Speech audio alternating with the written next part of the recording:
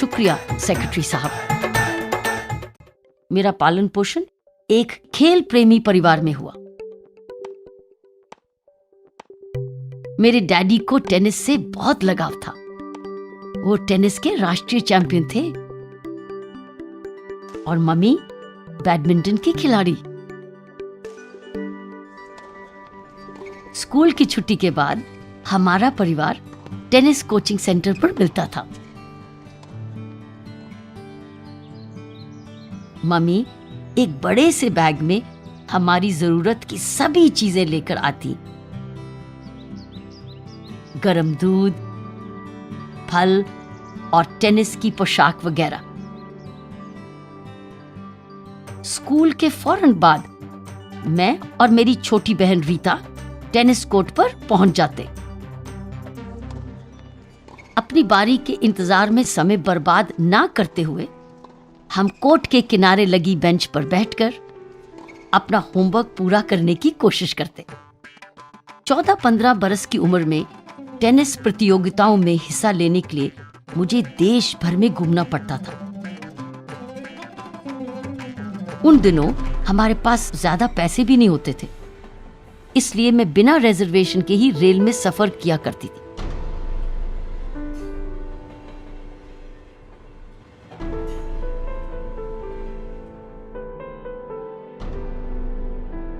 वैसे third class में सफर करने का फायदा यह होता था कि मेरे जैसे विद्यार्थियों को रेल टिकट आधी कीमत पर मिलता था।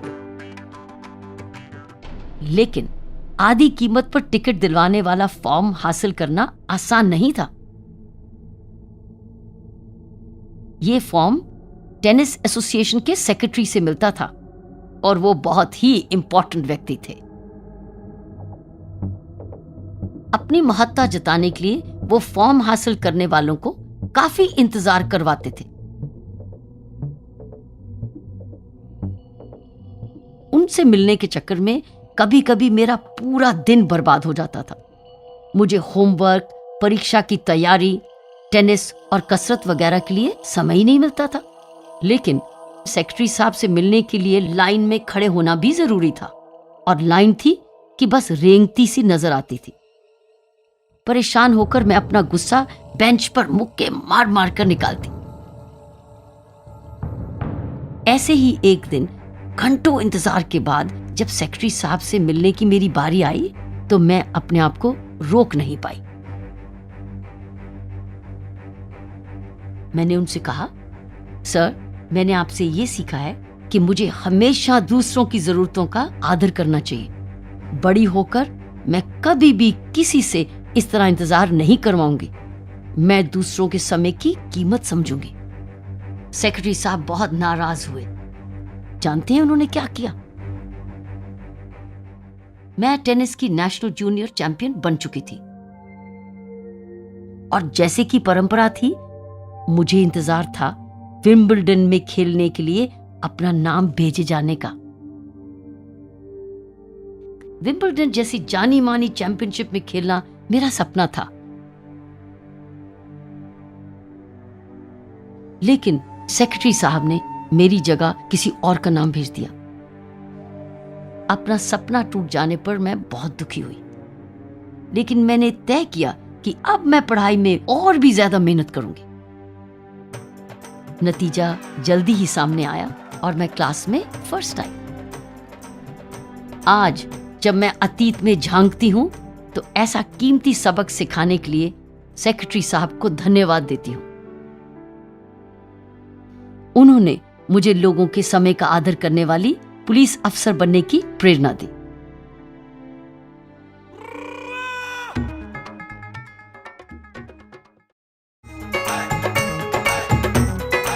बॉयकट बालों वाली लड़की।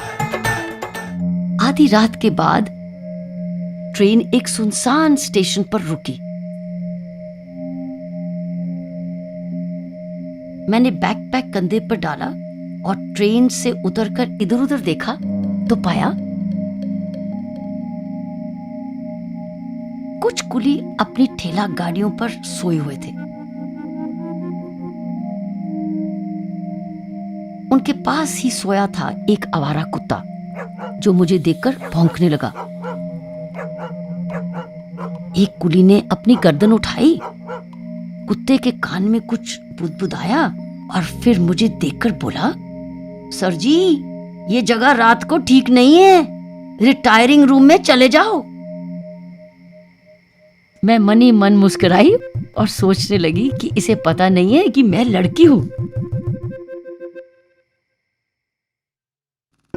स्कूल के दिनों से ही मैंने पैंट और ढीली ढाली कमीज पहननी शुरू कर दी थी। टेनिस मैच खेलने के सिलसिले में मैं अक्सर देश भर में अकेले ही सफर करती थी और कई जगह पर मेरी ये ड्रेस मुझे बचा लेती थी। मेरे बाल भी छोटे छोटे थे, यानी बॉय कट।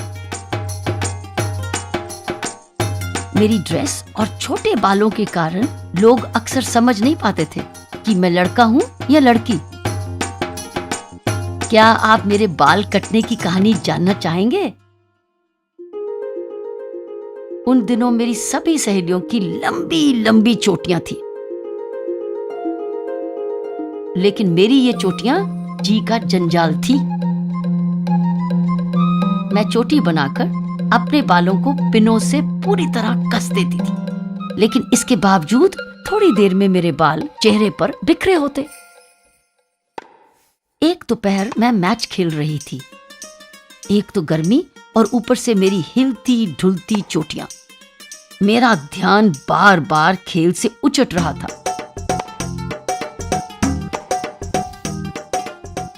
मैं परेशान हो गई। मैं दौड़कर खेल देख रहे मम्मी डैडी के पास गई और उनसे पूछा, मैं बाल कटवा लूं? उन्होंने मुस्कुराकर हामी भर दी। मैं रैकेट को वहीं छोड़कर सड़क के पार नाई की दुकान पर जा पहुंची।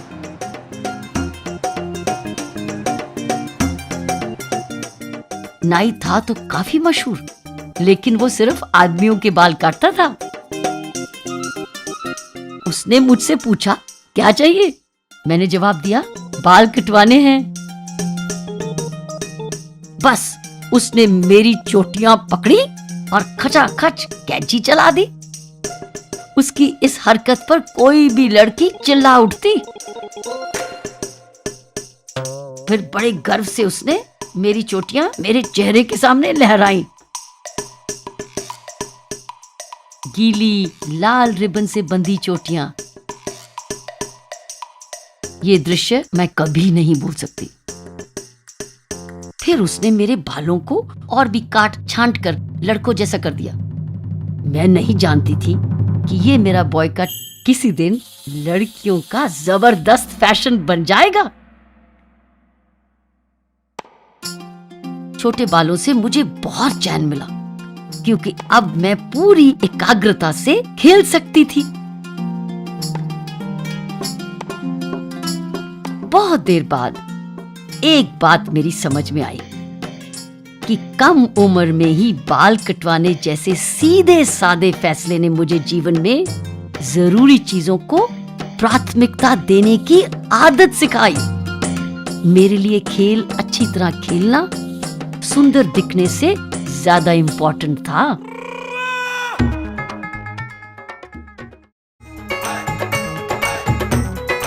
अगर एक जूता खो जाए।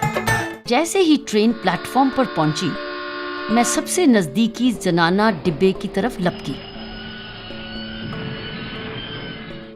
डिब्बा खचाखच भरा था।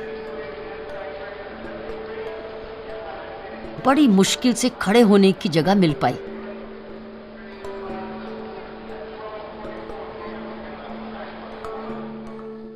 उन दिनों टेनिस मैच खेलने के लिए मुझे काफी सफर करना होता था।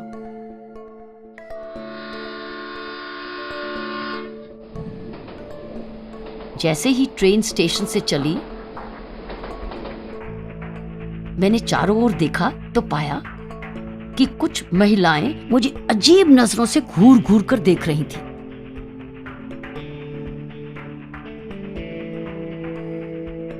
अचानक उनमें से एक महिला उठी और अपनी छतरी से मुझे मारने लगी। बस फिर क्या था, जिस महिला के हाथ जो भी लगा वो उसी से मुझे मारने लगी। वो सब चिल्ला रही थी, इन लफंगों ने तो जीना मुश्किल कर रखा है।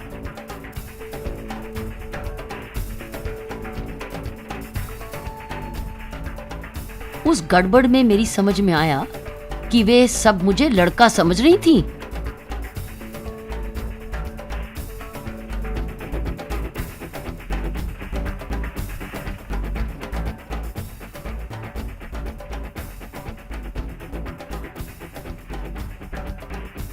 पिटते पिटते मुझे ये ख्याल आया कि मैंने पैंट, कमीज और जूते पहन रखे हैं और मेरे बाल भी लड़कों जैसे छोटे छोटे हैं। पिटते पिटते मैं चिल्ला रही थी, मेरी बात सुनिए, मैं लड़की हूं, मेरी बात का यकीन कीजिए। लेकिन उन्होंने मेरी एक ना सुनी और पीटते हुए मुझे डिब्बे के दरवाजे की तरफ धकेलने लगे। वो मुझे दरवाजे तक ले आई। मैंने दरवाजे को कसकर पकड़ लिया, लेकिन इसी धक्कम धक्के में मेरा एक जूता फिसलकर नीचे पटरी पर जा गिरा। मैंने अपनी पूरी ताकत से दरवाजे को पकड़ रखा था, लेकिन फिर भी किसी तरह मैंने दूसरा जूता भी उतारकर नीचे फेंक दिया, इसलिए कि जिसे भी मिले जूतों की जोड़ी मिले, ताकि वो उनका इस्तेमाल तो कर पाए।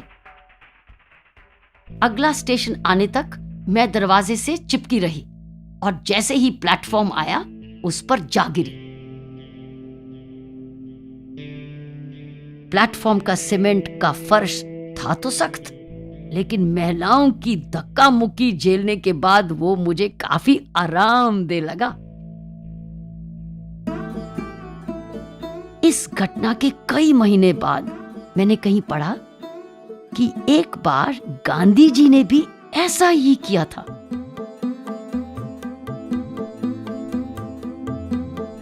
ट्रेन में सफर करते हुए जब उनकी एक चप्पल पटरी पर गिर गई तो उन्होंने तुरंत ही दूसरी भी फेंक दी। स्टेशन आने पर वो बिना रुके और बिना ही चिंता किए कि वो नंगे पांव हैं, मुस्कुराते हुए अपने मेजबान की तरफ बढ़ गए। जब उनके मेजबान ने पूछा कि आप नंगे पैर क्यों हैं, तो उन्होंने पूरा किस्सा सुनाया और कहा, मुझे खुशी है कि कोई तो चप्पलों को इस्तेमाल कर पाएगा।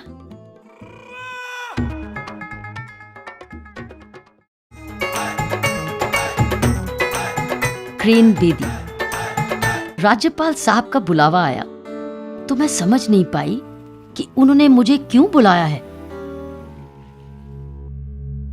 उनके दफ्तर में पहुंची तो उन्होंने मेरी तरफ देखते हुए पूछा, किरण, जानती हो मैंने तुम्हें क्यों बुलाया है? मैंने कहा, जी नहीं। वो मुस्कुराते हुए बोले, किरण, एशियाई खेलों में सिर्फ 1 साल बाकी है और दिल्ली के ट्रैफिक की हालत बहुत खराब है। मैं चाहता हूं कि तुम दिल्ली के ट्रैफिक की बागडोर संभालो। मैं हैरान रह गई। जिम्मेदारी बहुत बड़ी थी और ये मेरे कामकाजी जीवन का एक बहुत ही सुखद अनुभव साबित हुई। इसी के कारण मैं किरण बेदी की जगह क्रेन बेदी के नाम से मशहूर हुई। 1982 में दिल्ली में होने वाले एशियाई खेलों का आयोजन भारत की प्रतिष्ठा का प्रश्न था। दिल्ली के ट्रैफिक की हालत सुधारने के लिए मुझे पूरी शक्ति लगानी पड़ी। वायरलेस सेट और लाउडस्पीकर से लैस अपनी सफेद एम्बेसडर कार में मैं रोज सुबह 8 बजे सड़कों पर निकल पड़ती।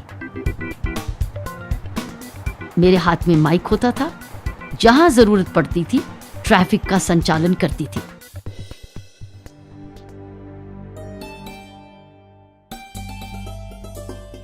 उन दिनों मैं रोज 19 घंटे काम करती। थकी टूटी घर लौटती तो बिस्तर पर लेटते ही सो जाती। सुबह तरोताजा उठती और एक नए जोश के साथ फिर निकल पड़ती दिल्ली की सड़कों पर।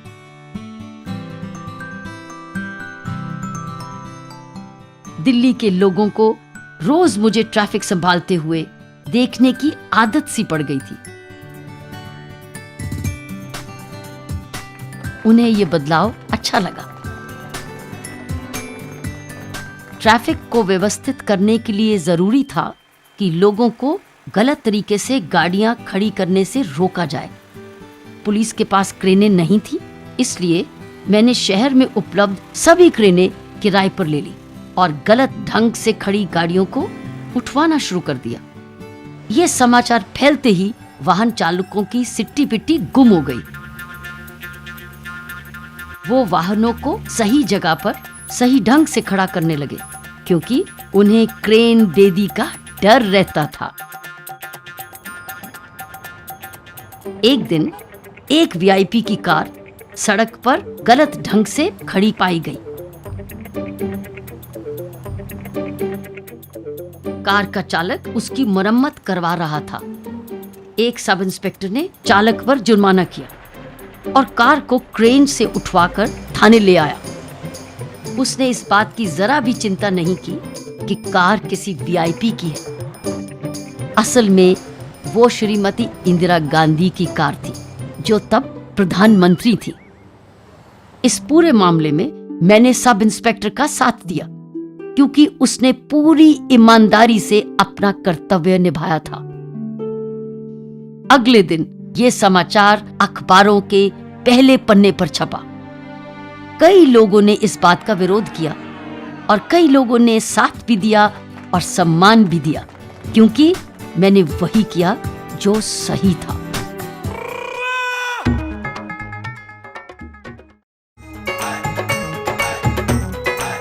तिहाड़ जेल।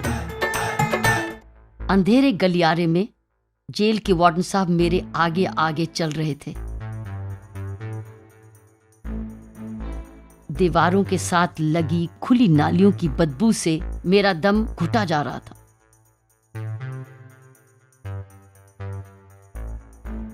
जल्द ही हम खुले मैदान में आ पहुंचे, जहां धारीदार कपड़े पहने सैकड़ों लोग खड़े थे। सभी हैरानी से मुझे देख रहे थे। सन्नाटे को तोड़ते हुए वार्डन ने ऊंची आवाज में आदेश दिया। ये थी तिहाड़ जेल। जहां 2500 कैदियों की जगह थी, वहां 10,000 से भी ज्यादा लोगों को ठूस कर रखा गया था। मैंने मन ही मन सोचा कि अगर धरती पर कहीं नरक है तो शायद यही है। और तब मेरी समझ में आया कि मुझे दिल्ली की बदनाम तिहाड़ जेल का इंस्पेक्टर जनरल या आईजी क्यों बनाया गया है। कैदियों की हालत सुधारने के लिए मुझे कुछ करना होगा। मैं जानती थी कि ये मेरे जीवन की सबसे बड़ी चुनौती होगी। मैं रोज कैदियों से मिलने जाने लगी।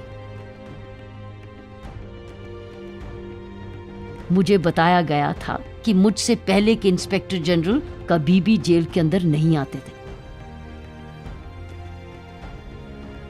शुरू में कैदी मेरे चारों ओर जमा तो हो जाते थे, लेकिन वार्डनों के डर से बोलते बहुत कम थे। मैं कैदियों के समूहों के साथ बैठती और उनकी समस्याओं के बारे में बातचीत करती। मैं जानती थी कि सफाई की व्यवस्था और जेल की हालत सुधारने के अलावा मुझे कैदियों को काम में व्यस्त रखना होगा, ताकि वे फालतू की लड़ाई झगड़ों में ना पड़े।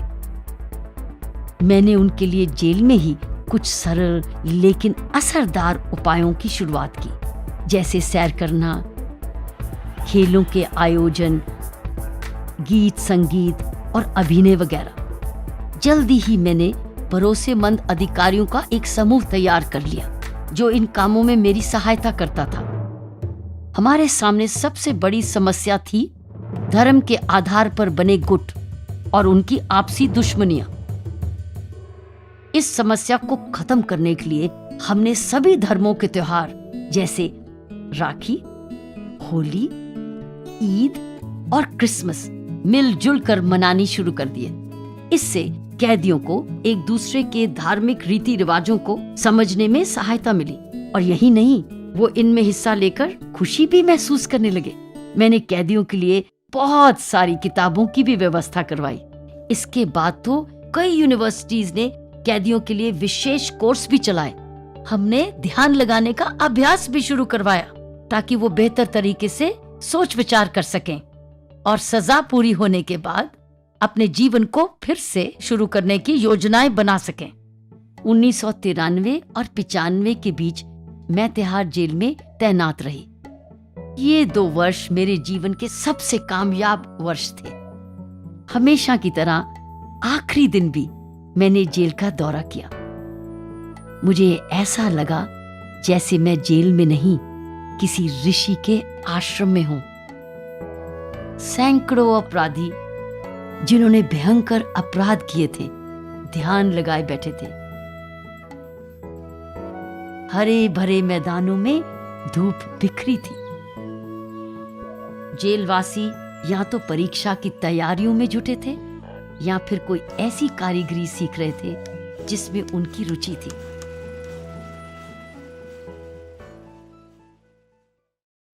Hey there! Don't forget to like and share this video. Also, please leave your comments below.